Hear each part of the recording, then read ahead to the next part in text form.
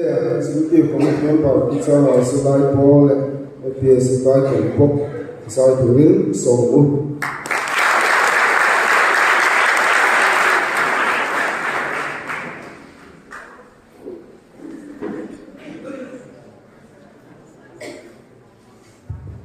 Hello?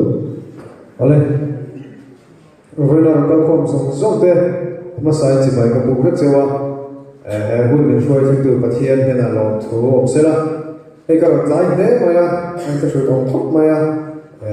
rồi xuống vứt đây hay là chuyện thuốc mà tí cái này cũng khác alo alo tụt tụt nên khan đường cái đường xem ma thấy tao là mình sẽ hiện cái nghề mà sao sewa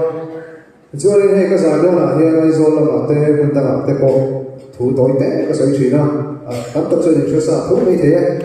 từ từ những ai còn sáng thì sống đi bali các con té gió phan đi cùng phan tập té rồi các con khoa té con về ngã té nên duy cố chỉ là cái mà tập từ từ cái duy tấm lâu quân đi quân thu mà cái chuyện cái duy cái cho đó cho team thu cái các con này về tối té thì từ từ rồi lâu té lâu here hình thế này thế này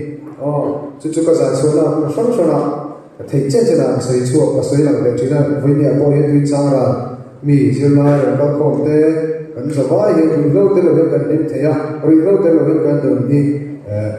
mình tung cho một tí các con xây cho sử dụng về anh ấy cho nên cái chủ nó còn cái chỗ mình học viên đây là về chính là rằng là ta để kể nên cái gì kể cái bộ này sẽ là một bất cả các sản phẩm sử dụng này ít cho mình chỉ là gì là cái sao